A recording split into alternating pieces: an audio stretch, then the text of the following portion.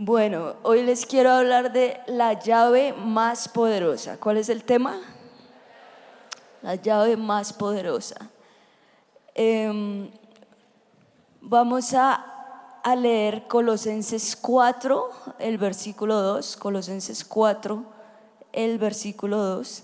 Dice: dedíquense a la oración, perseveren en ella con agradecimiento.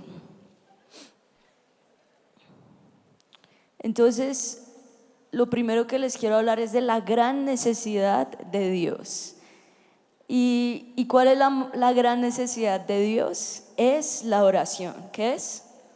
La oración. Últimamente me he estado leyendo un libro que se lo recomiendo. Es un libro que no es muy grande, lo venden acá en Recursos y se llama El Cristiano de Rodillas. Si lo quieren escribir, El Cristiano de Rodillas.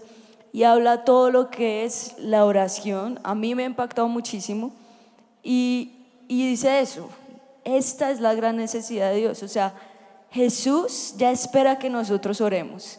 Si tú miras las palabras de Jesús en Mateo 6, dice: y cuando ores, o sea, ya Jesús ya dice, ustedes ya deben estar orando. ¿Cuántos acá verdaderamente oran?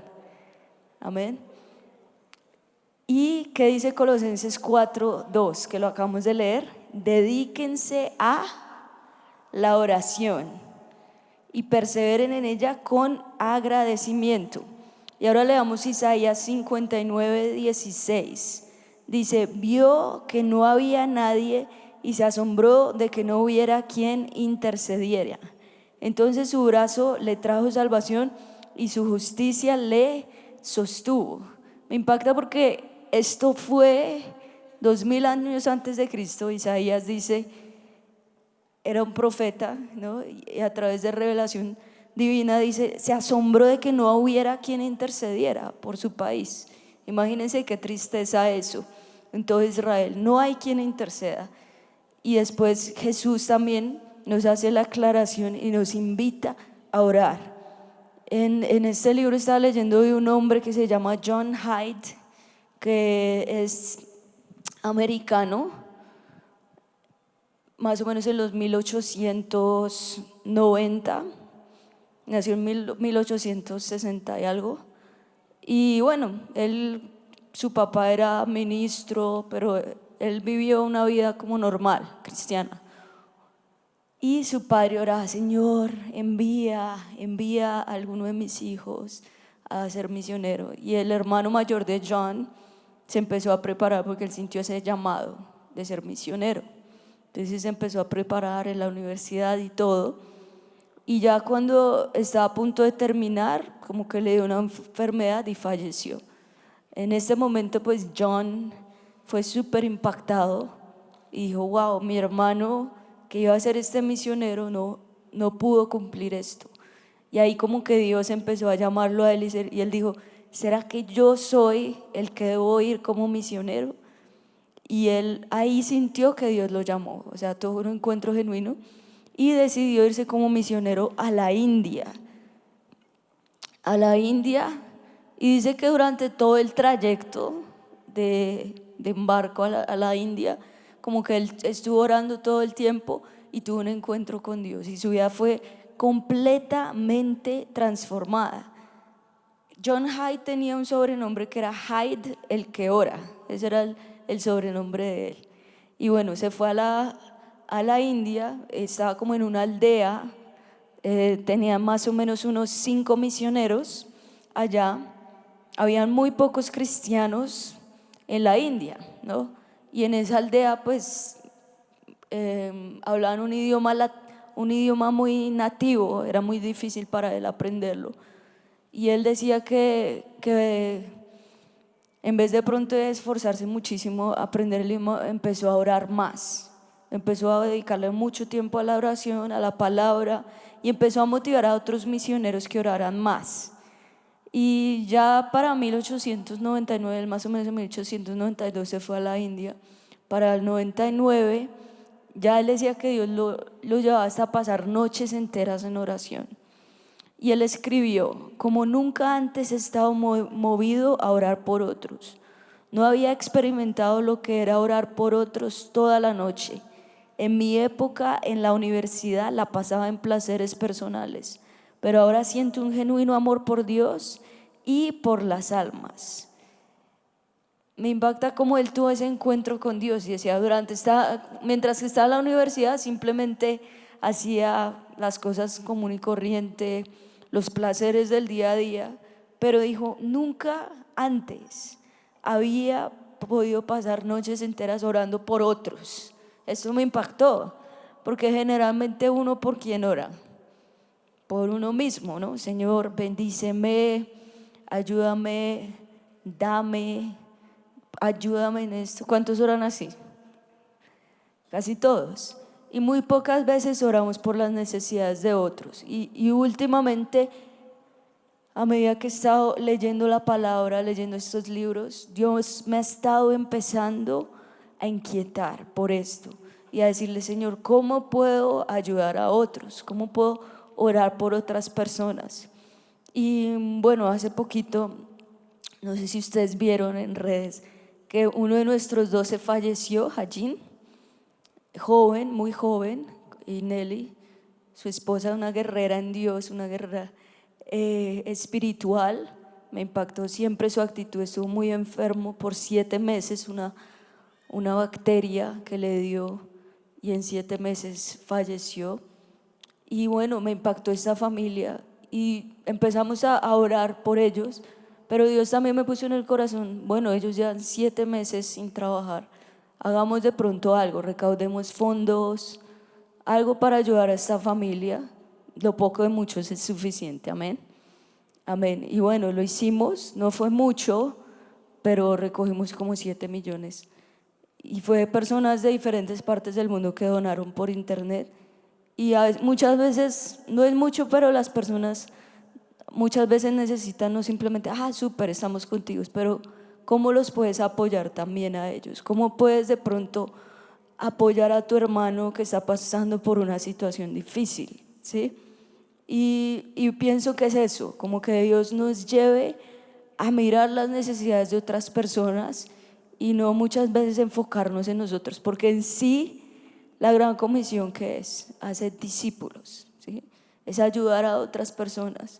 Y si tú miras, el ministerio se trata de eso, de tener un corazón que no es egoísta, sino que ama a las demás personas. Amén. Y vemos que John Hyde después, en 1904, ellos tuvieron una convención de misioneros. Él ahí ya dijo, vamos a tener una convención de misioneros de la India. Y él les dijo, vamos a orar 30 minutos diarios por el avivamiento. Y ahí empezaron, Dios empezó a despertar sus corazones, solo con orar 30 minutos al día por esto. Después en 1908 hicieron otra convención y él oró por lo imposible y dijo, Señor, dame un alma al día, o sea, 365 almas. En su época de misioneros en la aldea donde él estaba, más o menos ganaba como 8 personas al año, imagínense eso. Y ya él acá, después de empezar, él dijo, Señor, dame un alma al día. Y ese año más de 400 personas recibieron a Jesús en la India. No sé cuántos han escuchado de la India, que tiene muchísimos dioses. O sea, yo tuve la oportunidad en mi luna de miel de ir a Asia, a varios países, y me impactó porque hay países muy pobres. Por ejemplo, fuimos a Vietnam, y Vietnam es un país súper pobre, Camboya es extremadamente pobre. Y lo que más me impactaba era que, por ejemplo, en Camboya, como en la montaña más alta, como decir acá en Monserrate, ellos tenían una Buda gigante. Entonces esa Buda re gigante era como decir, esta es la diosa de todo este país. Entonces esos países, por ejemplo, que tienen estos dioses, generalmente tienden a ser muy pobres. Por lo menos acá en Colombia somos un país que cree en Jesús, aunque un país católico, por lo menos creen en Cristo, ¿no? Yo decía, gracias a Dios, porque en estos países tienen muchos otros dioses. Acá por lo menos tenemos un Cristo. allá tienen un Buda, una Buda. Entonces son países muy pobres y llenos de muchos dioses y muy paganos. Imagínate predicar el evangelio en estos países. Se necesita verdaderamente un llamado y la oración que abra los cielos. Entonces en India él estaba diciendo 8 personas al año, perdón. Ahora él empezó a orar: Señor, dame una persona al día. Y ahí más de 400 personas recibieron a Jesús en un año. Al siguiente año él dobló la meta y le pidió al Señor 800 personas. Y así fue, 800 personas. Y así, y él es muy famoso con una frase que decía: dame almas o me muero. Y él, lo que les decía, pasaba noches enteras orando por las personas. ¿Qué le impactaba también a las personas de la India? El amor. Decía, este joven, cómo ora, cómo pasa noches enteras. Se ve ese amor que tiene por nosotros. Ahora, ¿por qué los cristianos nos consideramos derrotados? Porque son muy pocas las personas que pasan de tinieblas a la luz, y porque las iglesias no están ardiendo por celo por Dios, porque oran muy poco, oramos muy poco. Y si queremos que Dios nos avive, tenemos que empezar a avivar esa llama de la oración. ¿Cuántos dicen amén? Amén. ¿Y cuántos estuvieron en este tiempo profético con Bill Hamon y Cindy Jacobs? Levanta tu mano bien en alto. Bueno, a mí me cambió todo. No sé a cuántos acá las cambió su perspectiva de la guerra espiritual. Si no estuviste, te recomiendo que adquieras las charlas. Fueron sobrenatural. Y es como ver cómo nosotros, Dios nos ha llamado a ¿qué? ¿A ser qué? Guerreros, ¿no? ¿Qué dijo Bill Hamon cuando nos explicó? Me encantó porque nos estuvo preparando desde el miércoles, y el viernes él decía, bueno, todo esto es para el viernes, que haremos una gran victoria. ¿Y qué decía? Jesús, ¿qué? Es un guerrero.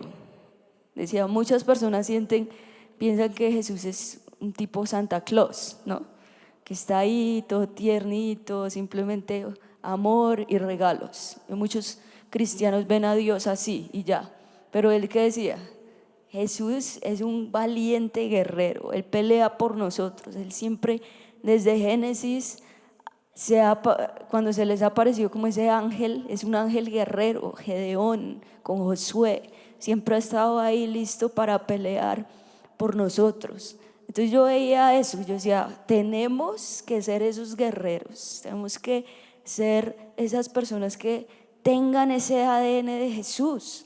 Tú tienes que ir a la oración no con una actitud de derrota, ¿sí? Porque si tú vas todos los días, estás pasando por un momento difícil y todos los días como la víctima, no, Señor, nadie me quiere, soy lo peor, pero bueno, tú sí me amas. ¿Tú crees que esa oración va a hacer algo?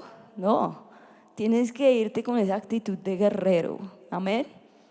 Que coges al enemigo. ¿Cuántos acá estuvieron dando puños el viernes? ¿Sí? Habían dado tantos puños en su vida. Yo al otro día una gente que amaneció adolorida de tanto hacer. Pero es ¿por qué? Porque Bill Hamon nos está llevando a ser ¿qué? Guerreros, guerreros. Y es eso lo que Dios últimamente, cuando estaba leyendo la Biblia, Dios también empezó a cambiar mi perspectiva. Y ya empecé a ver a Dios como un guerrero. No sé a cuántos les pasó eso. A mí me pasó, ya empecé a ver esto y pienso que ese es un verdadero cristiano. Es un guerrero en el mundo espiritual. Es un guerrero que gana las batallas. El enemigo no va a poder robarte tus bendiciones. El enemigo no va a poder robarte tu célula. El enemigo no va a poder robarte tu empleo. Tú tienes que ir a la oración y ganar esas batallas. Amén. Ahora, lo primero es la gran necesidad de Dios. Lo segundo es que debemos orar buscando su santidad. Y leamos Salmo 51, el versículo 2 y 3. Dice, lávame más y más de mi maldad, límpiame de mi pecado, porque yo reconozco mis rebeliones y mi pecado está siempre delante de ti. O sea, de nada nos sirve ser guerreros espirituales si estamos en pecado, ¿no? Y a mí me impacta porque David era un hombre que era súper cercano al corazón de Dios, pero aún así siempre vivía humilde, humillándose y diciéndole: Señor, lávame, límpiame, purifícame.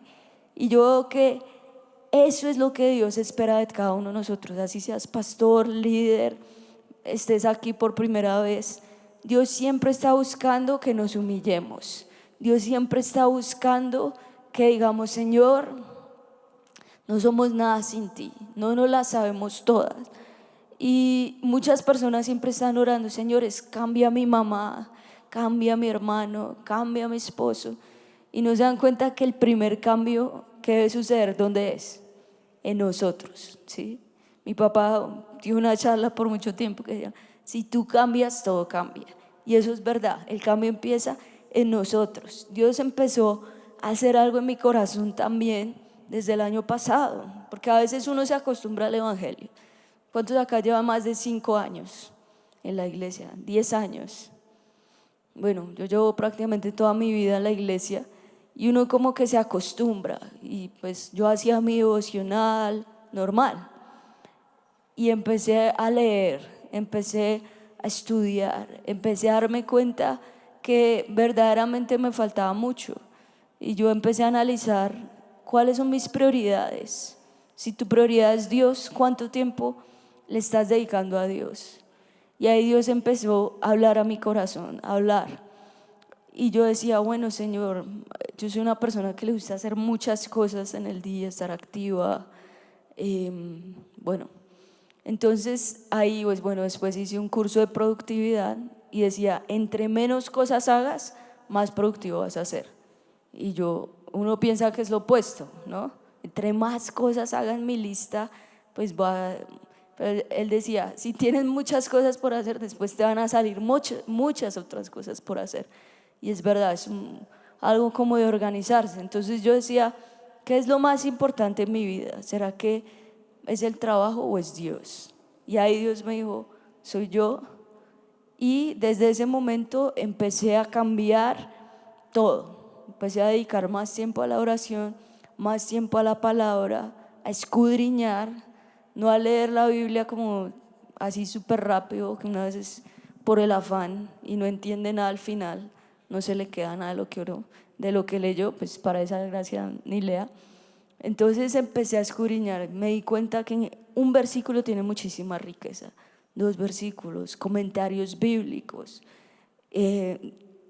y algo que también decía Matthew Henry, que es el comentarista bíblico, uno de los más famosos. Él decía: siempre ora basado en la palabra. Entonces, si tú tienes un buen conocimiento, haces un buen estudio, tu oración va a ser mucho más efectiva.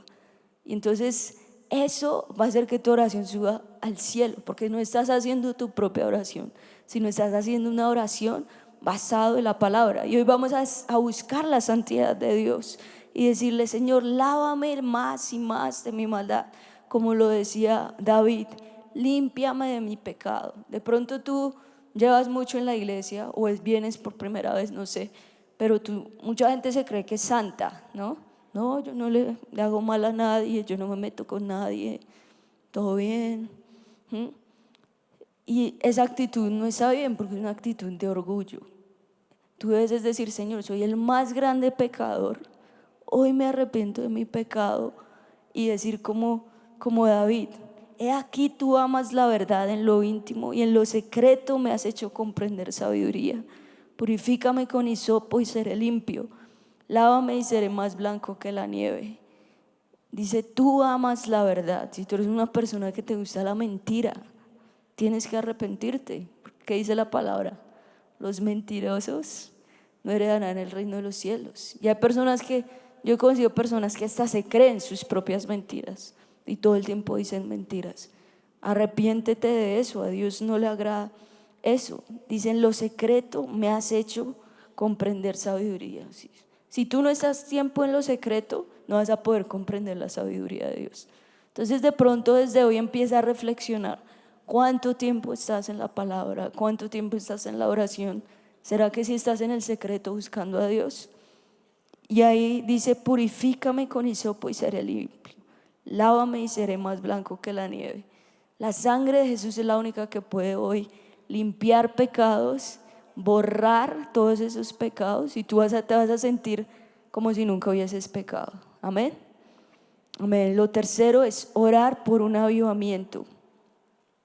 Lucas 24:32 dice: y se dijeron el uno al otro, ¿no ardía nuestro corazón dentro de nosotros mientras nos hablaba en el camino, cuando nos abría las escrituras? Siempre me ha impactado mucho esta palabra, porque ya era después de que Jesús resucitó, se le apareció a algunos discípulos, simplemente leyendo las escrituras y compartiendo con ellos. Los discípulos decían: ¿no ardía nuestro corazón dentro de nosotros mientras nos hablaba en el camino, cuando nos abría las escrituras? O sea, simplemente el hecho de estar con Jesús, simplemente el hecho de escucharlo leer las escrituras, ya decía que producían fuego en su corazón. Si tu corazón no está ardiendo, es porque hay algo que está mal en ti. Si tu corazón no está ardiendo simplemente con escuchar el nombre de Jesús, es porque ya te acostumbraste. Es porque ya dijiste: no, yo ya conozco a Jesús, Él es mi Salvador, me dio la vida eterna. Súper, ahora voy a predicarlo. No, tenemos que decir como dicen estos discípulos: no arde nuestro corazón simplemente al estar en su presencia. No arde nuestro corazón simplemente al estudiar las escrituras. ¿Será que eso sí está sucediendo en ti? ¿O debemos orar que ese fuego hoy se avive? Que ese fuego hoy se avive. ¿Será que crees que ya no necesitas orar mucho? ¿Será que si viene la tentación estás listo? Me impacta porque Jesús, antes de comenzar su ministerio, pasó 40 días en ayuno y en oración. Y después de eso fue que vino el tentador.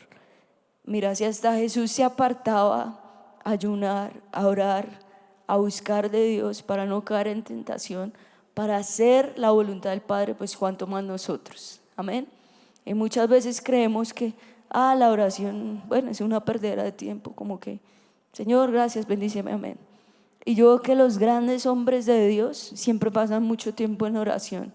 Y yo te digo que si tú pasas más tiempo, Dios va a guiar cada decisión que tomes. Vas a ser mucho más productivo, porque no vas a hacer tu propia voluntad, sino la voluntad de Dios.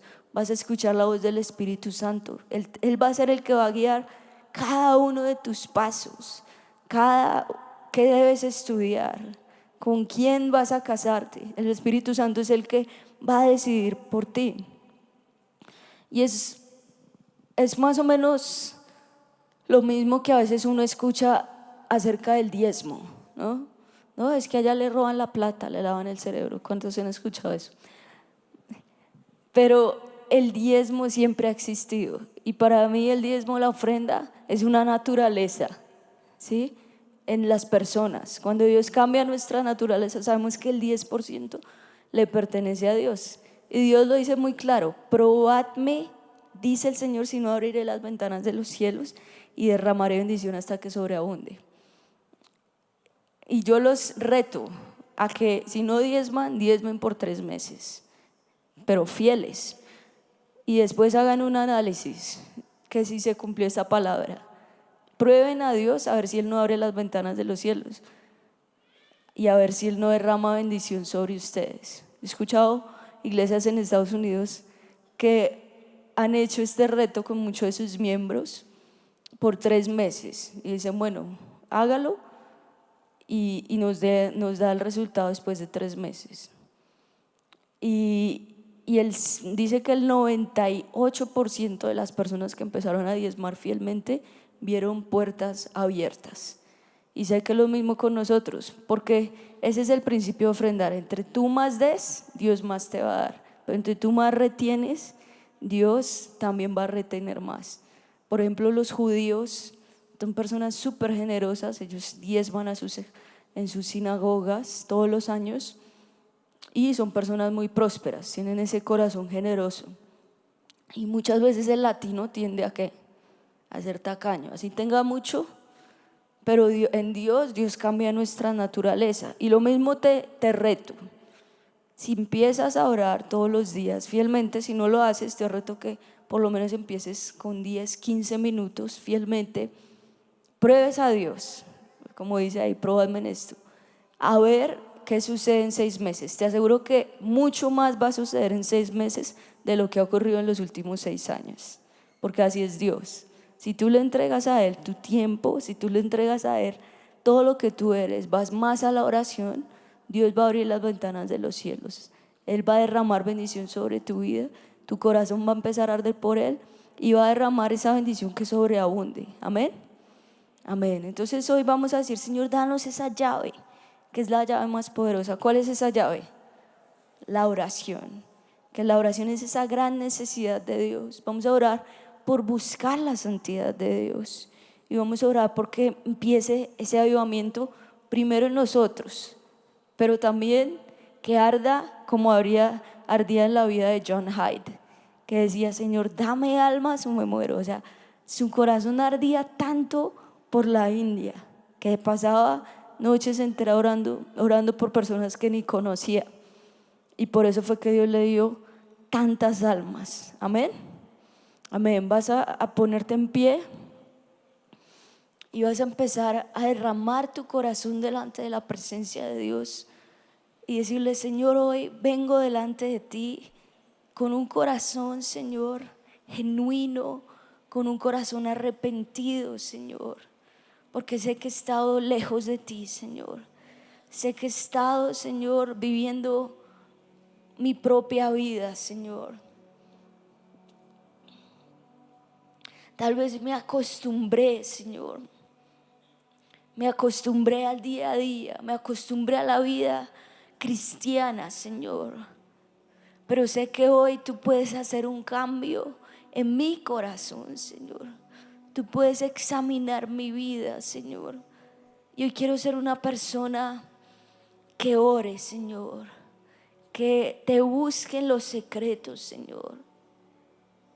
Que arda mi corazón al simplemente escuchar tu nombre, Señor.